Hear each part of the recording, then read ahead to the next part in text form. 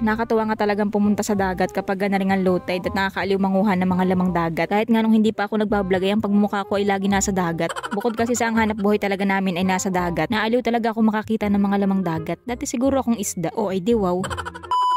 So yun na nga guys, for today's video ay dahil nga mahibas na naman ngayon ay pupunta ulit tayo sa hibasanan para manguha ng mga lamang dagat na pwede nating ulamin. Ngayon nga pala hindi ko alam kung anong papanguhain natin sa hibasanan. Bahala na kung anong makuha, pero dahil nga sa intro ay di alam na natin ano. Marami nga palang aso ang kasama ko ngayon at yan ay paguluhin laang kapag ako ay nangihibasan. Kaya nung niligalig baga nalalabo laang ang tubig. So bali ito na nga pala yung kubo na pinapagawa natin din sa palaisdaan. Natutulugan ng magbabantay dito. Wala lang, share ko lang. Next time dito na rin tayo magluluto at ang ganda ng view dito. Nga pala para po doon sa mga nagtatanong sa akin bakit daw hindi ako kumuha ng taga-video para hindi ako nahihirapan kasi ngayong kapatid ko ay hindi ko naman siya lagi mahagilap at gawa ng busy rin niya sa kanyang buhay. Ayoko po kasi talaga kumuha ng ibang tao na magbibideo sa akin kasi nga mahiyain talaga ako, hindi lang halata. Hindi kasi ako komportable kapag ibang tao ang magbibideo sa akin. Maliban na lang kung ka-close ko yun or kaibigan ko o kapatid ko. Kaya kapag busy sila ako lang talaga mag-isa. Mahirap man pero okay lang, lahat naman ng bagay ay pinaghihirapan. Ito ang pinili kong trabaho, dito ako masaya kaya kahit anong hirap yan ay kaya yan. Napakalawak nga pala ng hibas at ako nga lang pala ang tao din sa hibasanan. Ay lagi naman. Pagising ko pala ang sa umaga ay nandito na agad ako sa dagat. Dito na nga rin ako nilulubugan ng araw.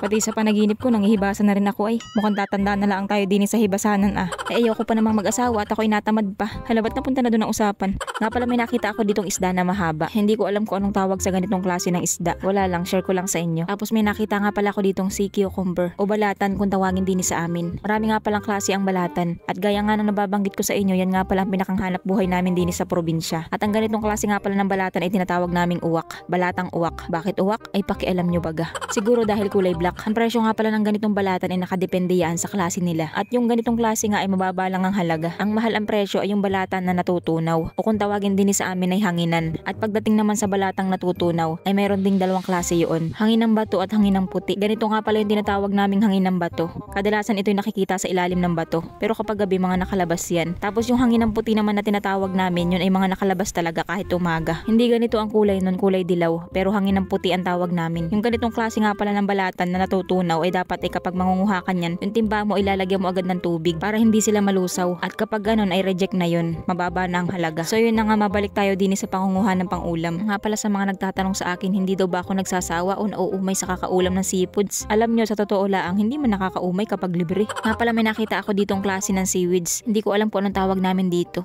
Basta seaweeds. At hindi rin ito pinapansin din sa amin. Ang dami ko nakikitang ganyan dito. Pero may nabasa nga ako sa mga comment na gulaman daw ang tawag nila dyan at kinakain daw yan, masarap daw. Pero ayoko naman testingan, baka malason ako. Ay iya, takot din namang malason na yan. Nga pala may nakita ako ditong bato na may butas. Dinudukot ko nga pala ng kahoy at baka ay may laman. Yung ganito kasi minsan ang laman yan ay palanghitan o yung il. Pero mukhang ang laman laang ay kalantigas. Tapos may nakita pa ako ditong isang butas. Sayang nga lang at wala akong dalang pangkawit. Hindi ko tuloy madukot. Sa ngayon nga pala hindi pa natin mai-content yan ang pangunguha ng palanghitan sa batuhan. Sa ngayon kasi yung pinangunguhaan namin ng ganyan na hindi pa nahihibasan. Maliit pa ang hibas. Sa mga susunod na araw siguro. Sa ganun nga palang hibasanan ay kahit paulit-ulit ka lang nanghihibasan na hindi nauubos ang kinason. Paano ta naman ay mahirap nga silang hanapin. Hindi mo kasi aakalain na suso sila, parang batulaang. Pero kapag sanay ka naman na manguha niyan, kahit wari ko ikay nakapikit ay makikita mo yan. At parang imposible naman yun. Pero ang nakakatuwa nga dito kahit ganito ang itsura. O tingnan mo parang batulaang talaga pero ang tingin ko diyan ay suso. At tama nga ako at suso nga. O diba yan, ang linaw talaga ng mata ko kapag ako'y nandine sa hibasanan. Pero kapag naman ako'y may masasalubong na tao, ang palatandaan ko lang yung damit nila at kilos.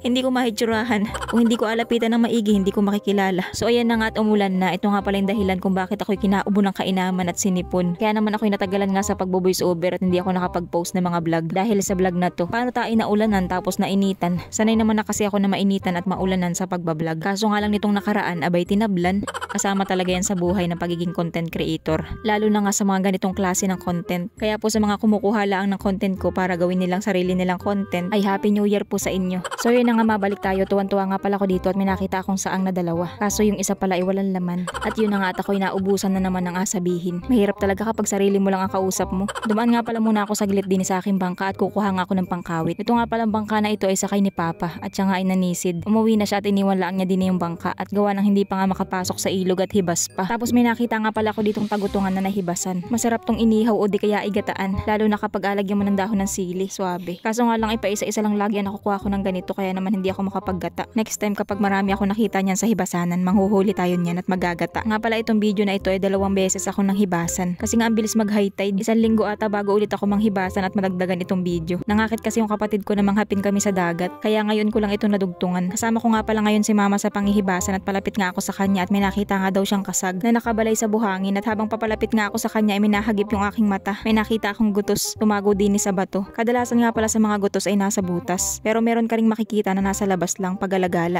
Kapag kasi nag-high tide ay lumalabas nga yan sa butas para maghanap ng pagkain. Tapos nahihibasan sila kaya naliligaw na sila at hindi na sila makabalik sa butas. O diba daming nose? Kala mo naman ay tropa mo yung gutos. So ayun na nga at may nakikita na naman si mama na hindi ko nakikita. May tinuturo siya sa akin na kasag na nakabalay daw din sa buhangin. Tinatanong ko nga sa kanya kung saan nakaharap yung kasag at gawa ng hindi ko talaga makita. Sa lahat ng mga lamang dagat o makukuha din sa hibasanan ay dyan talaga ako hirap sa paghahanap ng kasag. Meron namang iba niya na madaling makita. Nakalabas kasi yung likod nila sa buhangin pero meron talagang iba na sobrang lubog sila sa buhangin at hindi mo makikita. Pero kapag si mama ang tumingin, naku kitang-kita niya. Pero kapag pagsulatin mo naman ay hindi makakapagsulat yan nang walang salamin. At yun na nga may nakita na naman akong gutos pagbuklat ko ng bato. Ayan siya una sa gilid. Nakakatuwa naman at mga nakalabas lang yung gutos na nakikita ko. Wala kasi akong dalang panibat. Wala kasi talaga sa isip ko ang manguha ng gutos ngayon. At ang bala ko nga puntahan din sa dagat o panguhain na yung butsay. Yung ganito. Ang sarap kasi ng lasa niya. Ang nakakamiss nga at matagal na rin akong hindi nakapag-ulam ng gayan. Kaso nga lang ay wala na akong makita din sa hibasanan. Naubos na ata. May nakita nga pala ko ditong ayan o parang gagamba. Hindi ko nga pala alam kung anong tawag namin din pero base nga kay Google.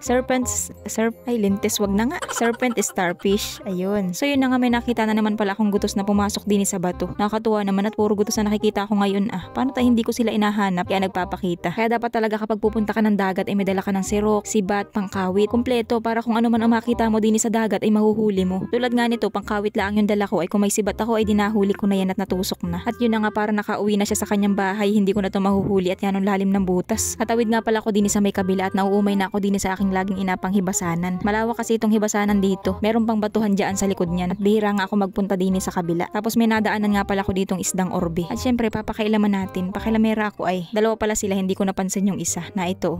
Nga pala kung mapapansin nyo, same lang din yung suot ko nung nakaraan kong panghibasan. O wala kayong pakialam. Favorite ko ito ay. Hoy, bakit parang may kaaway na naman? Ang hirap ng ganeri, kaaway mo yung sarili mo. Akalain mo nga naman nakatalikod na ako at lahat nakita ko pa yung suso. Parang scripted lang ay ano. Hindi kasi napansin ko na kanina nung dumaan ako kaso ay parang duda ako parang bato or parang suso. Nung binalikan ko ay suso pala. May nakita nga pala ulit akong gutos. Wala siya sa ilalim ng bato at wala rin siya sa butas. Parang nagpapahangin siya. Nga pala bago tayo magpatuloy ay mag-shoutout muna ako. Shoutout kay Ronalyn Ducay, Rowena Pinohermoso, Nick Hamid, Kayla Iris Pulido, Reggie Brown, Paddy Nards, Sheena Parale, Yumi Lagason, Mark Anthony Amular, Jenny Rose Paris, Uldarico Tarayo, Morcilia Family, at kay Miso Rivera Bayin. Lahat nga pala na makita ko din sa hibasanan na pwedeng ulamin ay kinukuha ko na. At gawa ng wala talaga kaming ulam ngayon sa bahay. Pero itong ang mga kulay black na pinapanguha ko o balatang uwak ay hindi kami nag-uulam niyan. Binibenta lang namin. Nga pala may napansin ako dito na gutos na parang patay na. Ayan, patay na nga siya. Kapag di ako nanghihibasan, lagi ako nakakita ng ganyang patay na gutos. Yan nga pala yung namamatay kasi kinakain niya ng kalantigas. Nung nakaraang vlog namin ni Johan at dito rin kami ng hibasan, nakakuha rin ako ng ganyan 2 patay. At yan nga pala pwede pa kaya kinuha ko na. Minsan naman nanghihina sila dahil sa init. Paano tayo wala sila sa butas? Pero ayun na nga at nakakita ako ng gutos na nasa butas. Pero paniguradong hindi ko ito mahuhuli at gawa ng wala akong panibat. Pero syempre sinubukan ko pa ring hulihin gamit itong kawit. Kaso nga lang hindi talaga nahuli. Ayoko namang unatin itong kawit at gawing sibat at gawa ng matigas itong kawad. Nakakatuwa nga palang manghibasan ngayon at gawa ng kalma. Kaya naman ikita ko nga yung mga nagabugalwakan ng tubig. At ganito nga pala yung laman na bumubuga ng tubig din sa Milamawan. Isa ito sa mga nakakaaliw panguhain din sa dagat. May nakita nga pala ulit akong gutos din sa butas. Tinry ko nga siyang dukutin kaso nga lang ay ayun, mukhang gulamot lang ang inabot. So yun na nga taib na kaya naman ako'y pauwi na. Tapos may nadaanan nga ako ditong 2 balakwit. Pinulot ko na nga rin pala at pang-ulam na rin yan. Pagka-uwi ko nga pala ay dumiretso na agad ako sa kapitbahay. Kumuha ng sampalok. Pero syempre nagpaalam naman ako sa may-ari. Ang lulutuin ko nga pala ngayon ay yung mga nakuha kong gutos. Gagataan ko at lalahukan ng sampalok. Ganyan nga pala kami kapag kami nagagata. Inaasima namin. 4 na piraso nga lang pala yung mga nakuha ko tapos may nakuha si mamang isa tapos si papa ay nakakuha rin ng 2. Kapag nga pala kami nakakahuli ng mga gutos, ang luto na ginagawa namin dyan ay minsan inaadobo namin, nilalagyan ng ketchup o di kaya ay gata. Minsan naman ay piniprito lang namin. At kapag nga pala nagluluto kami ng gayaan ay binubugbog muna namin at gawa ng makunat ngayaan. Pero maliliit lang naman yung mga nakuha kong gutos kaya kahit hindi nabugbugin. Grabe naman sa bugbugin ay